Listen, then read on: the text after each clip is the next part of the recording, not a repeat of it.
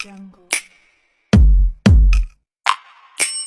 الله العظيم صلى الله العظيم صلى الله العظيم رب اشرح لي صدري ويسر لي أمري واحلل عقدة من لساني يفقهوا قولي اللهم صل وسلم على سيدنا ومولانا محمد صلاة تخرجنا من ظلمات الوهم وتكرمنا بنور الفهم وتوضح لنا ما أشكل حتى يفهم إنك أنت تعلم ولا نعلم وإنك أنت علام الغيوب. Bersyukur kita kehadrat Allah Subhanahu wa Ta'ala dengan berkat taufik dan hidayahnya, sehingga kita bisa berkumpul, bermajlis, bersilaturahmi di tempat yang mulia ini. Mudah-mudahan dengan berkat kita berkumpul, diampunkan segala dosa kita, dan nantinya juga kita dikumpulkan beserta baginda Nabi Muhammad sallallahu alaihi wasallam di dalam surganya. Amin ya rabbal alamin. Yang sama-sama kita muliakan para habaib, para syaraif, wabil khusus Al-Habib Ahmad Al-Habsyi, Al-Habib Fauzi Al-Habsyi, Al-Habib Ibrahim Mahmud, Al-Habib Saleh, dan Al-Habib Abdul Qadir Al-Habsyi. Yang sama-sama kita hormati sahibul majlis Haji Yunai, Haji Syamsuri, dan Haji Ibrahim beserta seluruh keluarga. Hadirin wal hadirat rahimakumullah. Kita teruskan pengajian kita kitab Hidayatus Salikin qala al-musannif rahimahullah ta'ala wa nafa'ana bihi wa bi ulumihi fid dharain amin.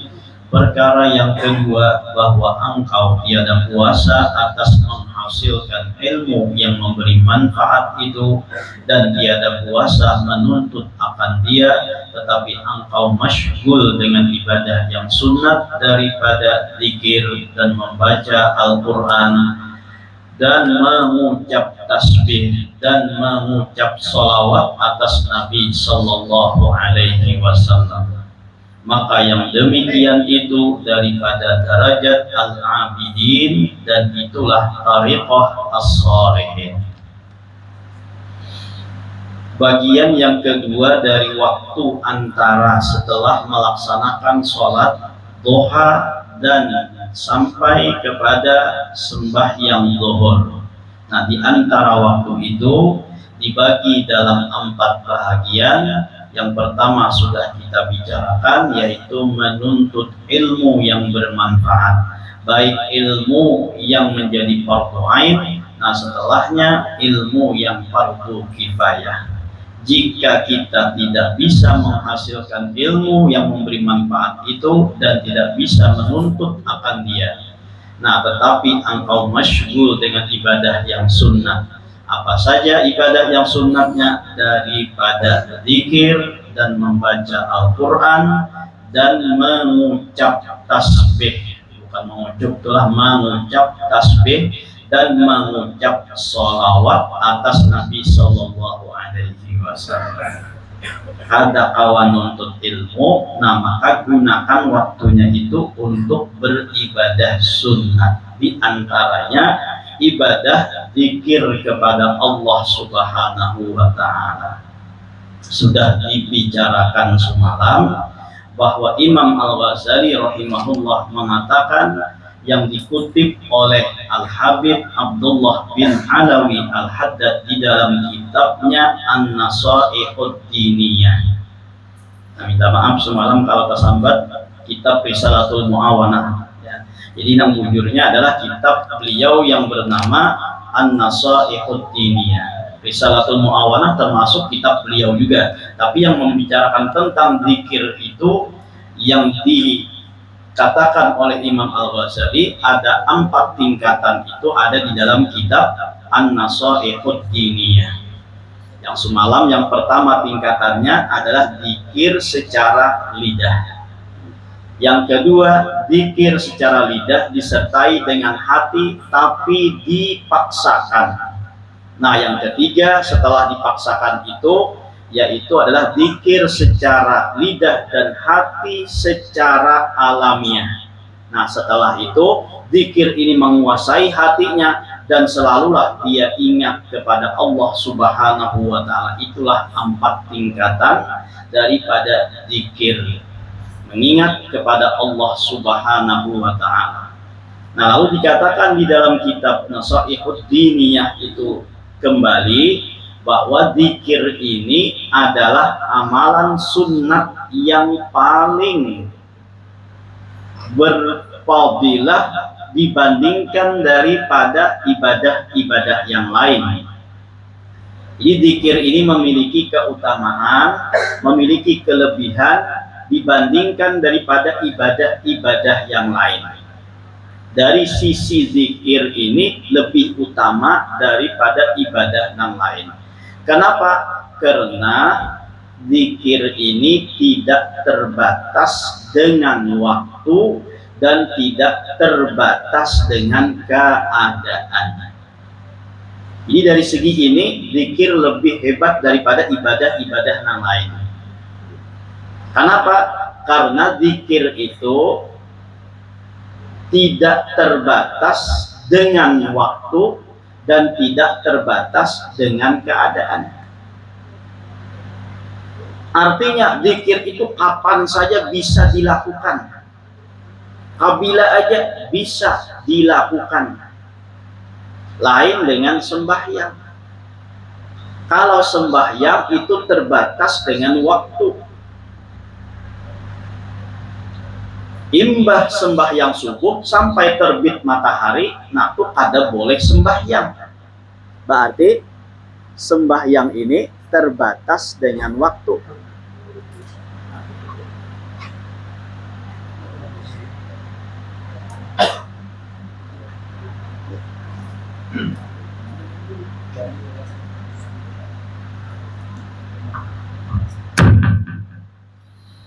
Jadi terbatas dengan waktu. Ada waktu-waktu nang kada dibolehkan sembahyang. Kalau zikir ada larangannya. Apabila aja waktunya terserah.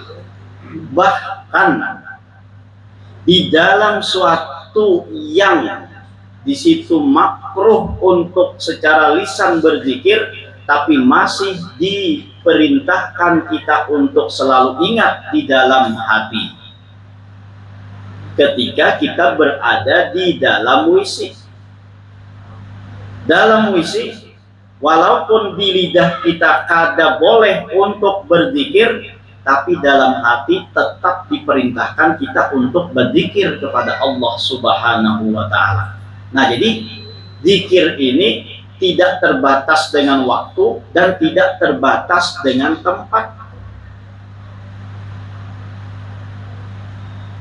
Kalau sembahyang, nah kada boleh di WC, ya kan? Baca Quran, kada boleh di WC. Tapi kalau zikir, walaupun di muntung kada dianjurkan, tapi di hati tetap diperintahkan. Nah, ini keutamaan zikir. Dan zikir itu bisa dilakukan walaupun dalam keadaan kada bersuci, walaupun keadaan hadas, dan walaupun dalam keadaan hadas besar, tetap boleh bagi orang itu untuk berzikir. Nah, ini keadaan orangnya nih. Biar orangnya junub, maka boleh berzikir. Misalnya kayak bibinian datang haid, walaupun datang haid, maka tetap diperintahkan dan dianjurkan untuk berzikir kepada Allah Subhanahu wa taala. Jadi zikir ini multidimensi. Wah, itu kan anuannya tuh, multidimensi. Artinya kada pandang waktu, kada pandang orangnya, dan kada pandang tempatnya. Di mana aja, waktu kapan aja, dan keadaannya bagaimana aja orang itu tetap diperintahkan dan disuruh untuk berzikir kepada Allah Subhanahu wa taala. Lain tadi lawan baca Quran. Baca Quran kada kawa amun orangnya dalam keadaan junub, kada boleh. Nah, itu juga orang haid misalnya tuh, kada boleh membaca Al-Quran. Nah, berarti Quran ini dari segi membacanya terbatas dengan keadaan orangnya. Bila orangnya berhadas besar, maka haram hukumnya membaca Al-Quran tersebut. Dalam keadaan haid misalnya mengaji, nah bukan malah dapat pahala, tapi dapat dosa. Bukan mendapatkan pahala, tapi dapat dosa. Jadi dari segi ini, ujar ulama, zikir ini lebih hebat daripada yang lainnya. Nah, tinggal kitanya aja lagi membiasakan dan melatih hati kita ini untuk selalu ingat kepada Allah Subhanahu wa Ta'ala, baik secara lidah terlebih dahulu atau lidah dengan hati disinkronkan, walaupun dalam keadaan berat. Tapi kalau sudah dilatih terus menerus, yang berat ini akhirnya karena akan menjadi ringan, sehingga dia berzikir kepada Allah dengan hati dan mulutnya itu tidak terasa beban lagi. Kalau sudah terus menerus seperti itu, maka nantinya secara alamiah dia akan selalu ingat kepada Allah Subhanahu wa Ta'ala, walaupun muntungnya ada lagi berzikir, ada lagi berucap, ada lagi mengatakan, tapi hatinya akan selalu terus ingat kepada Allah Subhanahu wa Ta'ala. Nah, tapi harus mulai tahapan pertama tadi dahulu, dimuntung dahulu. Karena imbah dimuntung, lalu dimasukkan pulang dalam hati zikirnya tadi. Nah, lalu karena paksa terus menerus kayak ini, maka secara alamiah akan menjadi mudah. Kalau sudah mudah, maka zikir itu akan menjadi akan menjadi darah dagingnya. Maka dimanapun dia berada akan selalu ingat kepada Allah. Makanya tuh diantara ulama tuh mengatakan, jika seandainya aku lalai kepada Allah walaupun hanya sedetik, maka aku hukumi diriku ini sebagai orang yang kafir. Kenapa? Nah, karena mereka akan selalu ingat kepada Allah Subhanahu wa Ta'ala. Kita ini aja karena kadar latihannya nintona, sehingga kita ini banyak lalainya. Jangankan di luar sembahyang, dalam sembahyangnya tuh banyak lalainya. Nah ini Pak, di dalam sembahyang yang nyata-nyata kita disuruh, diperintah untuk ingat lawan Allah, di situ aja kita lalai, apalagi di luar daripada itu. Nah maka untuk itu kita latih, biasakan ingat kepada Allah Subhanahu wa Ta'ala. Kayak apa yulah pun sampai kita nih kada ingat lawan Allah Ta'ala. Mun kita mau tuh, ya kan, merinciakan, insya Allah tuh kita ingat lawan Allah Subhanahu wa Ta'ala. Napa nang kita rinciakan? Semuanya nang apa nang ada ini kan pemberian Allah Subhanahu wa Ta'ala. Nikmat diberi oleh Allah Ta'ala, hidup pemberian Allah Ta'ala, kawa mendengar pemberian Allah Ta'ala, kawa melihat pemberian Allah Ta'ala, kawa berjalan pemberian Allah, kawa berduduk, banyak banget pemberian Allah Ta'ala itu. Masa sampai kita kada ingat sebuting-buting? Imun kita contohakan nih, kita diberi ulang baju misalnya, ya kan? Sakada-kadanya waktu hendak memuruk baju nang itu tak ingat ini si anu pang nang memberi.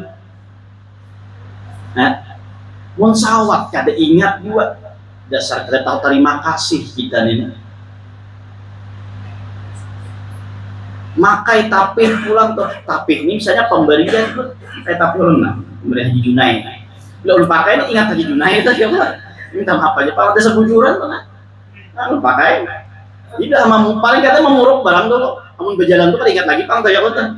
Pertama kali memuruk tuh, oh ini pemberian Haji Junai pang. Betul pulang pakai selendang. Nah, pemberian Haji Junai pulang kan masa kada ingat. Mun itu kada ingat juga. Iya tadi tuh dasar kada tahu terima kasih kita.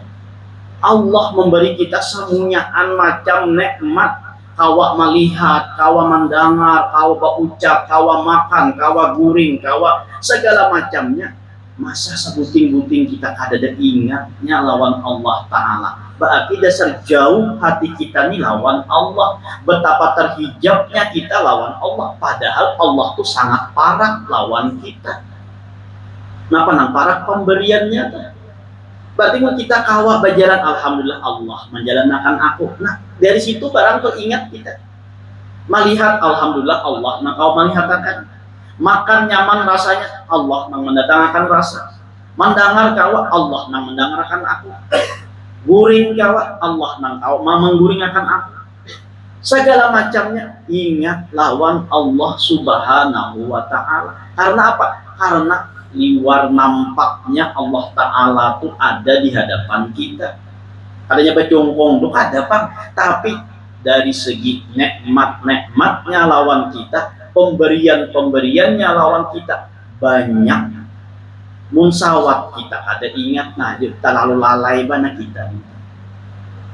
Sakadanya kawak berjalan, saat kita berjalan ingat Allah menjalankan aku. Nah ingat tuh, saat itu barang dahulu ingatnya. Walaupun karena kawak terus menerus tuh kita ingat lawan Allah Ta'ala. Waktu makan ingat lawan Allah Ta'ala, waktu guring, hendak guring tuh ingat lawan Allah Ta'ala, waktu segala macam ingat lawan Allah Ta'ala. Nah itu melatih hati kita nah kayak itu.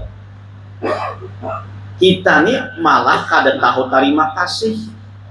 Nah apa kada tahu terima kasih? Kawa berjalan rasa saurang nang berjalan, kawa melihat saurang nang melihat, kawa mendengar rasa saurang nang mendengar, kawa segala macam rasa saurang nah tak akui pulang.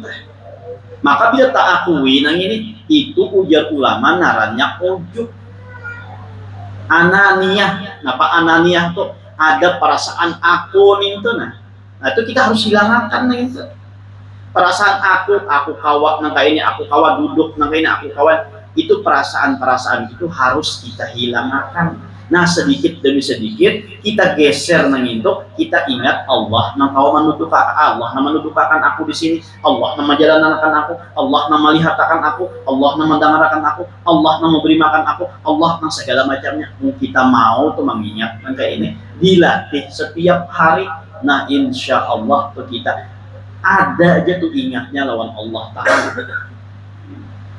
Apalagi di dalam sembahyang nah, jungkang wat jangan merasa saurang nang beramal. Bila saurang merasa beramal, iya kada diterima nih tuh. Nah pandarannya tadi ujub narannya. Rasa saurang nang kawan untuk ilmu, rasa saurang nang kawan sembahyang, rasa saurang nang kawan puasa, rasa saurang nang kawan berzikir dan lain sebagainya. Nah maka itu adalah ujub. Di dalam beramal ada pengakuan seorang nang kawa beramal tadi, maka amalnya itu tidak diterima oleh Allah Subhanahu wa Ta'ala. Nah kayak apa? Memainkan hati kita nih nah. Melatih hati kita nih nah, memainkannya tuh. Saat kita bergerak, saat kita dalam keadaan apa, lalu ingat kepada Allah Subhanahu wa Ta'ala. Jangan sampai kita tuh kada ingat tadi banyak bana pemberian orang tuh, masa kita kada ingat. Apalagi mau sampai tak akui, ampun nang ini, nah merasa seorang mengkawat, lalu dia lagi kada ingat lawan Allah Subhanahu wa Ta'ala. Nah jadi itu apa namanya, paling kada tuh kita harus menanamkan dan melatih hati kita ini agar selalu kontak dengan Allah Subhanahu wa Ta'ala. Jangan merasa asa seorang menangkawa. Nah disitulah timbul kalimat la haula wa la quwata illa billah. Bukan hanya sekadar ucapan la haula wa la quwata illa billah, tapi dalam perasaan beramal seorang nangkawa beramal, nah itu hilang la haula wa la quwata illa billahnya. Ya kan? Amunnya rasa seorang nak kau melihat, rasa seorang nak kau berjalan dan sebagainya, itu hilang kalimat la haula wala quwata illa billah. Itu hanya sekedar dimuntung aja, ada tembus sampai ke dalam hati. Jadi bilanya hendak berjalan kawa berjalan Allah yang menjalankan aku, nah itu sampai, artinya itulah makna daripada aplikasi daripada la haula wala quwata illa billahil aliyil azim. La haula wala quwata illa billah. Nah itu aplikasinya Bila kita hendak apa aja selalu ingat bahwa kita kadang-kala ini semuanya adalah nikmat dari Allah, ini adalah pemberian dari Allah, ini adalah rahmat dari Allah. Nah, maka itu adalah pengaplikasian dari ucapan kita la haula wala quwata illa billahil aliyyil azim. Nah, jadi yang pertama berzikir. Jadi zikir ini adalah sesuatu amalan yang multidimensi tadi. Di mana aja, kabila aja, di waktu kapan aja, di tempat mana aja, dalam keadaan bagaimana aja, maka tetap disunnahkan dan diperintahkan kita selalu ingat kepada Allah Subhanahu wa ta'ala. Ini kemuliaan zikir. Nah, jadi kawah itu kita selain ingat tadi itu ada waktu untuk berzikir. Ini kayaknya kita insya Allah berzikir, ini bertahlil atau berzikir. Nah, itu paling kada tuh seminggu sekali barang dulu nang nyata atau ya kan, yang setiap minggu tuh kita apa tuh namanya berzikir tuh. Nah, jadi selain diucapkan di muntung la ilaha illallah, la ilaha illallah, iringi pulang di dalam hati. Baik diiringi dengan kata la ilaha illallah sesuai dengan muntung kita ucapkan la ilaha illallah, atau makna daripada la ilaha illallah tersebut sudah dibicarakan tuh maknanya, la haula la fa'ila illallah, la qudrata illallah dan lain sebagainya. Nah, di situ kita mengolah hati kita, melatih hati kita untuk menyinkronkan antara ucapan lawan hati kita. Jadi jangan hanya sekadar berzikir di muntung aja, tapi di dalam hati kada ingat. Nah, itu kurang fadilahnya. Tapi juga berzikir di muntung itu pun dianggap baik daripada kada berzikir sama sekali. Nah, la ilaha illallah, kalau ada waktu lalu la ilaha illallah, la ilaha illallah, dengan apa tuh? Dengan gerakkan kepala ketika kita la ilaha illallah ini diangkat dikait, diputar ke sebelah kanan, lalu illallahnya lalu dimasukkan ke sebelah kiri. Nah, jadi la ilaha illallah, la ilaha illallah. Waktu la ilaha illallah, nah hati ini mengatakan, mencabut segala macam-macam nang kada baik. La ilaha, tidak ada Tuhan. Illallah, nah lalu dimasukkan Allah, hanya Allah semata yang ada kita masukkan dalam hati. Nang lain kita cabut dahulu semunyaannya, nah hanya Allah yang ada di dalam hati kita. Lalu la ilaha illallah, la ilaha illallah. Atau bisa juga ujar ulama kita mengatakan la ilaha illallah. Nah, ini la ilaha illallah itu illallahnya ampah ke hati sini itu memukulakan ke dalam hati kita, yang mana di dalam hati ini ada haddus syaiton, yaitu tempat bertenggernya syaitan, tempat nongkrongnya syaitan. Jadi dalam hati kita ini ada tempat tongkrongan syaitan yang disebut dengan haddus syaitan.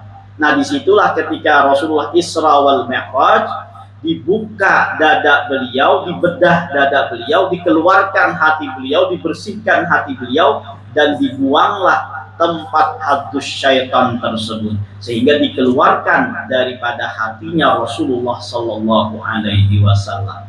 Nah, kalau kita prosesnya kadang kayak itu.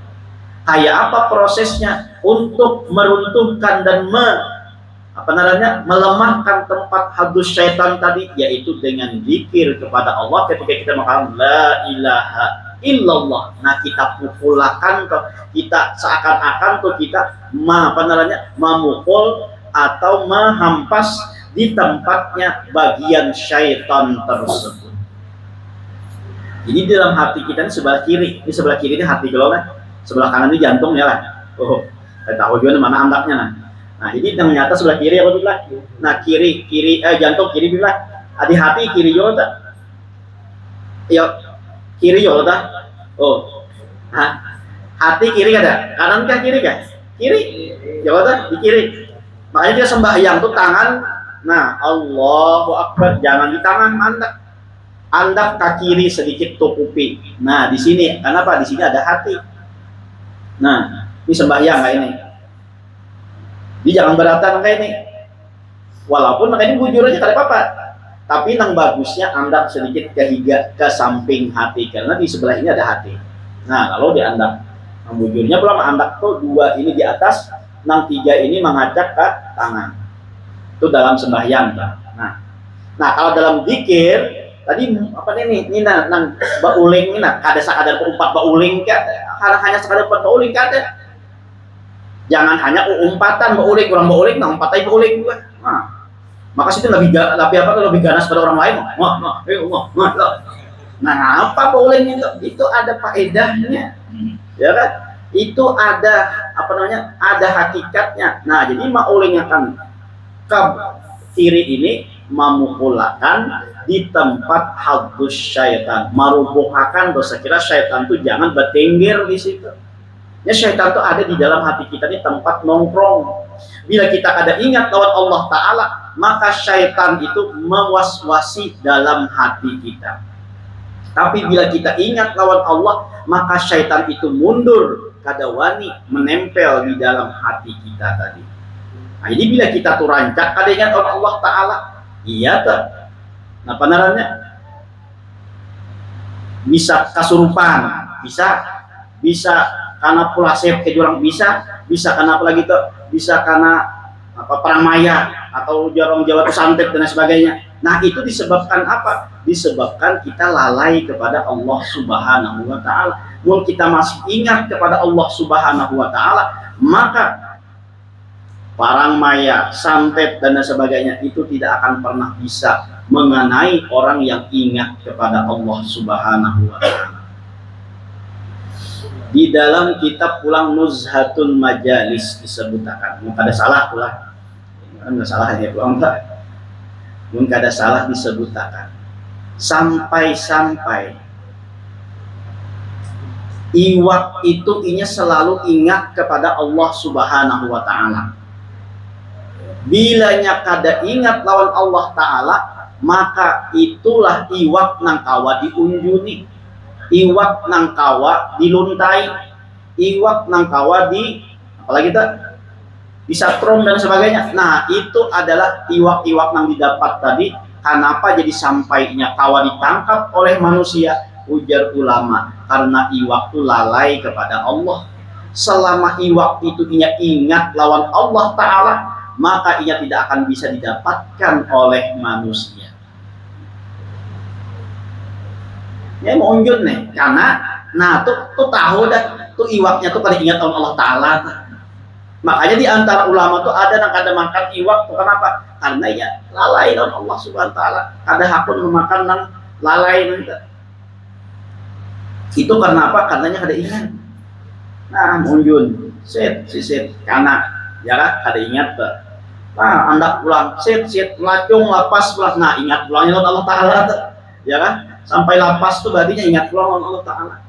Nah, jadi sampai ikan pun tuh tidak akan ditangkap oleh manusia kalau dia ingat kepada Allah Subhanahu wa Ta'ala. Begitu juga kejahatan-kejahatan, baik kejahatan dari syaitan ataupun kejahatan dari manusia, tidak akan bisa mengenai orang yang ingat kepada Allah Subhanahu wa Ta'ala.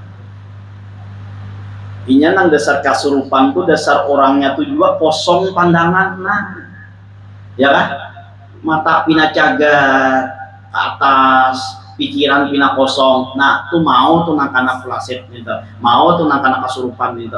Itulah penyebabnya. Karena apa bisa dijahati oleh orang lain, baik dari syaitan ataupun dari manusia, karena inya kada ingat lawan Allah Subhanahu wa Ta'ala.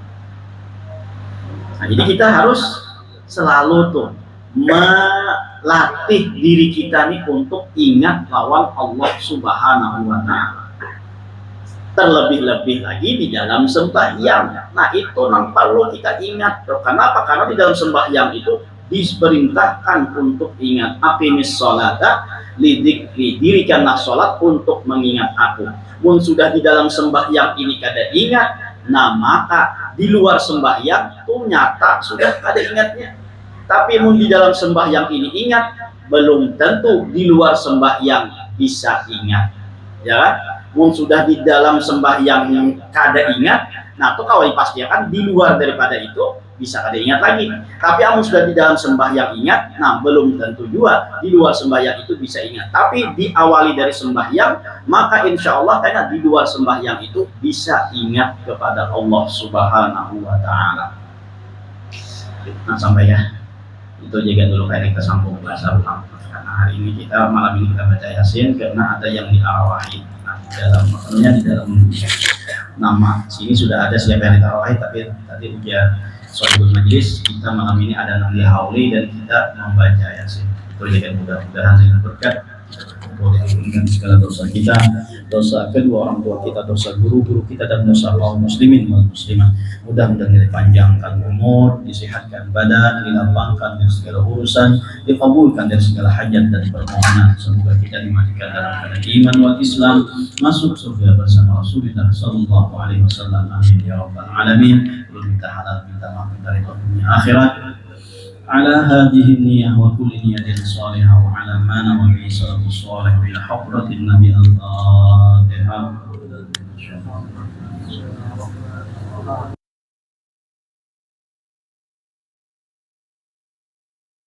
Audio Jungle.